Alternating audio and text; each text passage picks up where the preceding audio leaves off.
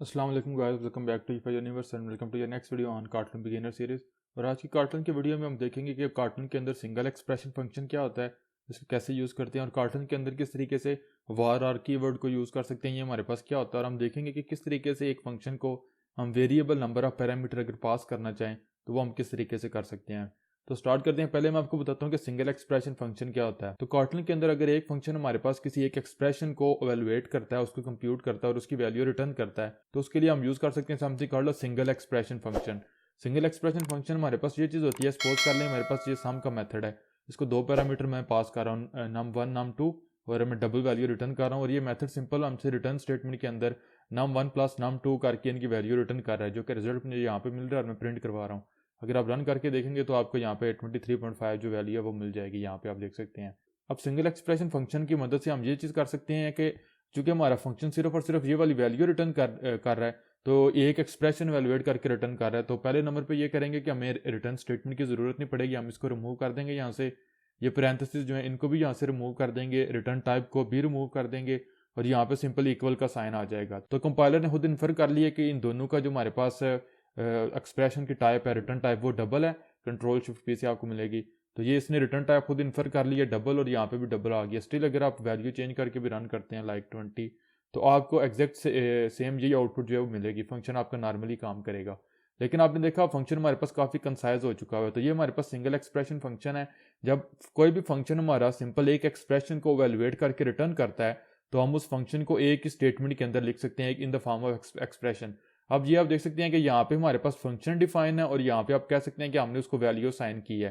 तो ये हमारे पास जो है इक्वल ऑपरेटर के बाद हमारे पास फंक्शन की रिटर्न टाइप, जो भी एक्सप्रेशन सॉरी उसने वैल्यूएट करना होता है, वो आ जाता है। और अब जो आपके पास यहाँ पे रिटर्न टाइप है वो भी ऑप्शनल है। और यहाँ पे आप जो है वो कोई कम्प्लेक्स आपका एक्सप्रेशन होगा वो भी आप यूज़ कर सकते हैं।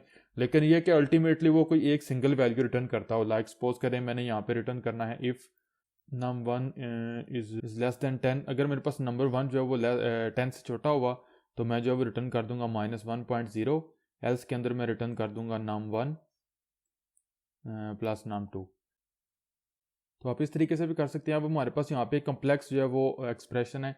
अगेन इसकी भी अगर आप टाइप देखेंगे यहाँ से लेके यहाँ तक, तो ये आपको जो है वो एक डबल वैल्यू रिटर्न करेगा। किस तरीके से, num one plus num two भी हमें बुलियन सॉरी डबल रिटर्न करेंगे, और -1.0 भी हमें डबल रिटर्न कर रहा है। दोनों केसेस के अंदर हम डबल वैल्यू रिटर्न कर रहे हैं, तो ऑटोमेटिकली ये जो एक्सप्रेशन है ये हमारे पास वैल्यूएट होगा किसके अंदर, एक सिंगल वैल्यू के अंदर। वो यहाँ तो -1.0 होगी या इन दोनों का सम होगा, और वो में रिटर्न हो जाएगी। लाइक आप सपोज करें नम वन की वैल्यू में यहाँ पे जो है वो 2 पास करता हूँ। अब अगर मैं रन करूँगा तो नम वन जब इज लेस देन 10 हमारे पास ट्रू हो जाएगा, तो हमें -1.0 मिलेगा। लेकिन अगेन अगर आप यहाँ पे 25 या कोई भी 10 से बड़ी वैल्यू पास करेंगे तो आपको दोनों का सम मिलेगा।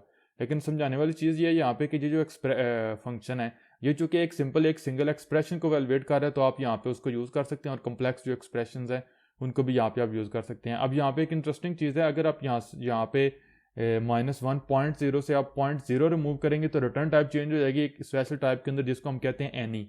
अब एनी कार्टून के अंदर एक जिस तरीके से अगर आपको जावा डेवलपमेंट आती है, तो जावा के अंदर जिस तरीके से एक ऑब्जेक्ट क्लास है, वो जितनी भी क्लासेस होती हैं जावा के अंदर उन सब की पेरेंट है। सेम वे कार्टून के अंदर भी एनी क्लास जो है वो सारी की सारी क्लासेस की पेरेंट है। और हमने देखा हुआ है कि जो हमारे पास प्रिमिटिव टाइप्स हैं like string, integer, character, Boolean, double, सब कुछ ये क्लासेस हैं। तो ये जो एनी क्लास है ये इन सब की भी पेरेंट है, और पेरेंट जो है वो चाइल्ड का रेफरेंस ले सकता है। तो इसलिए एनी क्लास यहाँ पे दोनों के अंदर कोई भी वैल्यू रिटर्न करेगी। अगर यहाँ पे आप पास कर देंगे 5 और रन करेंगे अगर, तो आपको यहाँ पे जो है वो इंटीजर वैल्यू रिटर्न होकर मिलेगी। आपने देखा -1। अगर आप यहाँ पे बड़ी वैल्यू पास कर देंगे लाइक 50 और रन करेंगे, तो आप एनी के अंदर डबल वैल्यू रिटर्न होकर आपको मिलेगी। यहाँ पे देख सकते हैं आपको डबल मिलेगी। और क्योंकि अब यहाँ पे अगर आप आएंगे और कमांड कंट्रोल शिफ्ट पी करेंगे, तो रिटर्न टाइप हमारे पास जो है वो या डबल है या इंटीजर है, दोनों केस के अंदर, और एक नंबर के अंदर कंपेरेबल वैल्यू बन चुकी है। ये काफ़ी कम्प्लेक्स है, इसके ऊपर मैं बात नहीं करना चाहता। और ये जो एनी क्लास है इसको भी हम नेक्स्ट 2-3 वीडियोस के बाद जाएंगे कार्टून क्लासेज एंड ऑब्जेक्ट्स के ऊपर, तो वहाँ पर मैं मजीद डिटेल में एक्सप्लेन करूँगा। तो मैं यहाँ पे 0.0 यहाँ पे अगेन ऐड कर देता हूँ, मेरे पास डबल रिटर्न टाइप हो जाएगी। तो ये तो मेरे पास वीडियो का पहला टॉपिक था कि किस तरीके से हम सिंगल एक्सप्रेशन फंक्शंस को यूज़ करते हैं। अब नेक्स्ट जो मैंने आपको चीज़ एक्सप्लेन करनी है वो एक्सप्लेन करनी है कि वार आर कीवर्ड को यूज़ करते हुए किसी फंक्शन को अगर हमने variable number of parameter pass करने हैं तो वो कैसे कर सकते हैं।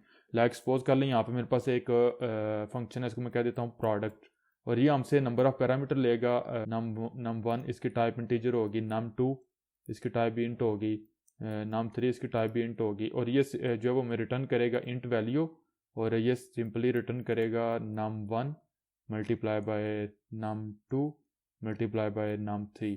जितने भी पैरामीटर हम इसको देंगे ये उनका जो प्रोडक्ट है वो रिटर्न करेगा। तो अब यहाँ पे जो सम मेथड को मैं कॉल कर रहा हूँ, यहाँ पे प्रोडक्ट मेथड को कॉल कर लूँगा, और वैल्यू मेरे पास होंगी 5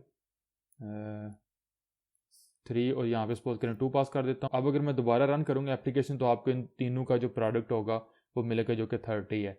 अब सपोज कर लें कि हमने यहाँ पे जो पैरामीटर पास करने हैं, हमें वो नहीं पता कि वो कभी हमारे पास 2 हैं, कभी 3 हैं, कभी 4 हैं, यानी कि वो नंबर ऑफ पैरामीटर्स अगर हम वेरिएबल पास करना चाहते हैं, उनकी लेंथ जो है वो डिफाइंड नहीं है, तो उस केस के अंदर आप क्या कर सकते हैं, आप यहाँ पे अपने फंक्शन के ऊपर आएंगे और किसी एक पैरामीटर को जो है वो यहाँ पे प्रीफिक्स कर देंगे with the keyword var arg, और ये हमारे पास नॉर्मली जो लास्ट पैरामीटर होता है वो होता है। तो अब अगर आप यहाँ पे आते हैं num3 के ऊपर, और यहाँ पे अगर आप कर्सर लेके आते हैं और कंट्रोल शिफ्ट पी को प्रेस करेंगे, तो आप देखेंगे ये हमारे पास बेसिकली अब कोई नॉर्मल वेरिएबल नहीं बल्कि इंटीजर अरे बन चुकी हुई है।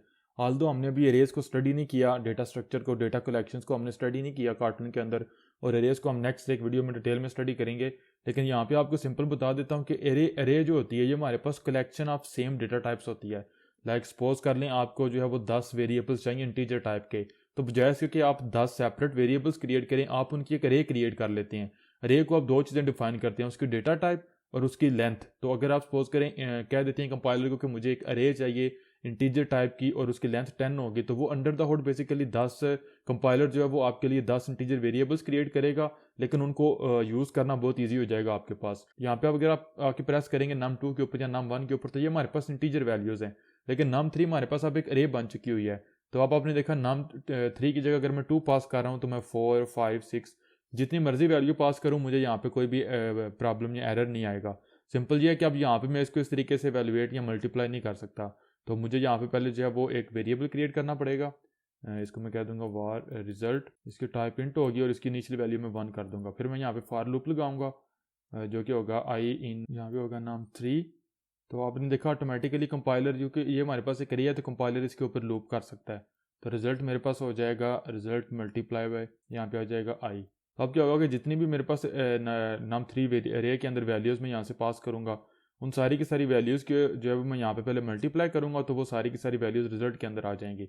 फिर यहाँ पे जो रिजल्ट है उसको मैं यहाँ पे मल्टीप्लाई करूँगा num1 के साथ, फिर उसको मल्टीप्लाई करूँगा num2 के साथ, और फिर इसी एक्सप्रेशन को मैं यहाँ पे रिटर्न कर दूँगा। तो मेरे पास यहाँ पे मेरा मेथड कंप्लीट हो गया। अब अगर मैं यहाँ पे रन करता हूँ तो आप देखेंगे कि जो हमारे पास है प्रोडक्ट है वो हमें यहाँ पे मिल रहा है 3600। अब हमने पहले 4 वैल्यूज़ पास किए, मैं यहाँ से जो लास्ट 2 इनको रिमूव करता हूँ। तो अब अगर मैं रन करूँगा तो स्टिल हमें यहाँ पे कोई भी एरर, कोई भी प्रॉब्लम नहीं मिलेगी। आपने देखा स्टिल 120 मुझे यहाँ पे मिल रहा है। तो ये हमारे पास है var कीवर्ड, ये हमारे पास हम लास्ट पैरामीटर के ऊपर नॉर्मली यूज़ करते हैं। और ये हमारे पास एक इंपॉर्टेंट चीज़ है, जितने भी पैरामीटर्स होते हैं उनके ऊपर ये किसी एक पैरामीटर को आप var कीवर्ड के साथ यहाँ पे डिफाइन कर सकते हैं। और यहाँ पे जो आपके पैरामीटर का नंबर होता है वो आप variable number of parameter define कर सकते हैं। लेकिन और यहाँ पे ये कि अगर सपोज कर लें आपका ये जो var कीवर्ड के साथ कोई भी पैरामीटर है वो फर्स्ट या सेकंड, यानी कि इसके बाद अगर कोई भी पैरामीटर होगा, लाइक ये मेरे पास आ जाता है सेकंड नंबर पे यहाँ पे, तो अब मेरे पास क्या है कि आपको यहाँ पे एरर मिलेगा। क्यों? क्योंकि अब यहाँ पे जो num3 है ये हमारे पास बेसिकली क्या है, ये हमारे पास एक अरे है। तो आप यहाँ पे जितनी भी वैल्यूज पास करेंगे कंपाइलर तो इस अरे को पास करता जाएगा। तो कंपाइलर को आप कैसे बताएंगे कि लास्ट वैल्यू जो है वो मैंने इसको पास करनी है, क्योंकि कंपाइलर तो ऑर्डर देख रहा है। तो उसके लिए हम यूज़ करते हैं नेम पैरामीटर, और इसको लाइक 33, कोई भी लाइक 33 तो ज़्यादा है, 2 वैल्यू पास कर दें। अगर आप अब रन करेंगे तो आपको कोई भी एरर नहीं मिलेगा। तो यहाँ पे आप जितनी भी वैल्यू आप पास करेंगे, पहली वैल्यू तो हमारे पास num1 के ऊपर चलेगी, आपको नजर आ रहा है। उसके बाद यहाँ पे आप जितनी भी वैल्यूज पास करते जाएंगे वो सारी की सारी num3 को जाएंगी, जो कि एक अरे हमारे पास इंटीजर टाइप की var कीवर्ड के साथ हमने इसको डिफाइन किया हुआ इसलिए। और num2 है जो, इसको अगर आपने वैल्यू पास करनी है तो ये आपको नेम पैरामीटर यूज़ करना पड़ेगा। यहाँ पे अगेन अगर आप रन करेंगे तो आपको अपडेटेड जो रिजल्ट है वो यहाँ पे मिल जाएगा।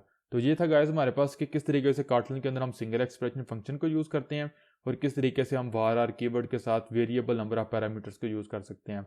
अब इसी तरीके से ले रहे हैं, आप सपोज करें हमारे पास कोई मेथड है जिसको आपने सम करना है, यानी जो पैरामीटर्स हैं यहाँ पे इनकी जो लेंथ है, जहाँ फिर यहाँ पे जो आप यहाँ पे पैरामीटर पास कर रहे हैं ये हमारे पास कभी ज़्यादा है कभी कम है, तो आप इसके लिए फिर var कीवर्ड को यूज़ कर सकते हैं। जावा के अंदर हम कुछ इस तरीके से करते थे कि जो वेरिएबल होता था उसके बाद लाइक मेरे पास यहाँ पे इस तरीके, जावा के अंदर हम इस तरीके से करते थे इंट a और उसके बाद एलिप्सिस टाइप करते थे। तो लेकिन यहाँ पे हम इस तरीके से नहीं करते, यहाँ पे हमारे पास एक कीवर्ड है var कीवर्ड, और ये हमारे पास नॉर्मली जो है वो मेथड के अंदर जो लास्ट पैरामीटर होता है उसको हम यहाँ पे डिफाइन करते हैं। तो इसको अगेन मैं यहाँ से रिमूव करूँगा, यहाँ पे पेस्ट कर दूंगा। तो आपने देखा अब नेम्ड जो पैरामीटर यहाँ पे मैं पास कर रहा हूँ इसको वैल्यू ऑलरेडी पास हो चुकी हुई है। क्यों? क्योंकि num2 वैल्यू तो ऑलरेडी कंपाइलर ने इसको पास कर दिया, तो अब आपको यहाँ पे वैल्यू पास करने की ज़रूरत नहीं है, आप इसको यहाँ से रिमूव कर देंगे, स्टिल हमारा कोड काम करेगा। तो आई थिंक सो आपको सारी चीज़ों की समझ आ चुकी होगी। एक लास्ट चीज़ आपको बताना चाहता हूँ कि राइट नो तो हमारे पास यहाँ पे जो वैल्यूज़ हैं वो हम 1 by 1 as a parameter pass कर रहे हैं। लेकिन आप सपोज कर लें मेरे पास यहाँ पे एक वेरिएबल है इंट रे टाइप का, इसकी टाइप होगी इंट रे। तो इसके अंदर मेरे पास वैल्यूज़ हैं लाइक इंट रे ऑफ, और यहाँ पे आप पास कर देते हैं 1 2 3 4 5 6। अब इन वैल्यूज़ की मेरे पास रे है, तो अब आप इस रे को किस तरीके से पास कर सकते हैं फंक्शन को। अगेन रेज को हम डिटेल में स्टडी करेंगे, लेकिन अब सिंपल बजाय इसके मैं यहाँ पे 6 इंटीजर वेरिएबल्स क्रिएट करता, मैंने उनको एक रे के अंदर या कह लें कि कलेक्शन बॉक्स के अंदर क्रिएट कर लिया। अब हमने अगर ये रे पास करनी है अपने स्मॉल आर्क पैरामीटर को, तो वो हम किस तरीके से कर सकते हैं। तो अगर आप यहाँ पे सिंपल टाइप करेंगे इंट रे, तो यहाँ पे आपको एरर मिलेगा। क्यों? क्योंकि यहाँ पे जो रिक्वायर्ड टाइप है वो इंटीजर और यहाँ पे आप इंट रे पास कर रहे हैं। तो इसके लिए हम यूज़ करते हैं कॉटलन के अंदर स्प्रेड जो है वो उसका कीवर्ड। यहाँ पे अगर आप इस टाइप करेंगे एस्ट्रिक को तो आपका एरर रिमूव हो जाएगा, और अगर आप यहाँ पे रन करेंगे तो आपके ये सारे के सारे एलिमेंट्स मल्टीप्लाई होकर आपको यहाँ पे नज़र आएंगे। क्यों? क्योंकि आप बेसिकली कंपाइलर को हमने ये बता दिया यूजिंग द स्प्रेड कीवर्ड कि हमने इंटीजर अरे नहीं बल्कि इंटीजर अरे के अंदर जितनी भी वैल्यूज़ है वो 1 बाय 1 पास करनी है। तो बजाय इसके कि हम यहाँ पे टाइप करते 1 2 3 4 5 6, वो अरे की वैल्यूज़ 1 बाय 1 यहाँ पे पास होके इस num3 के अंदर आ चुकी हुई हैं। तो हमें रिजल्ट भी यहाँ पे मिल चुका हुआ है। तो आई थिंक सो आपको समझ आ चुकी होगी। किसी चीज़ में क्वेश्चन हुआ, कन्फ्यूजन हो, you can ask me in the comments. मैं मिलूंगा आप लोगों से नेक्स्ट वीडियो में, जिसमें हम ये चीज़ देखेंगे कि हमारे पास कॉटलन के अंदर वेरिएबल और फंक्शन का स्कोप क्या और किस तरीके से हम लोकल फंक्शंस क्रिएट कर सकते हैं। सो मेक श्योर करें कि आप चैनल को सब्सक्राइब करें और बेल आइकन को दबाएं। मिलता हूँ आप लोगों से नेक्स्ट वीडियो में। टिल देन टेक केयर, अल्लाह हाफिज़।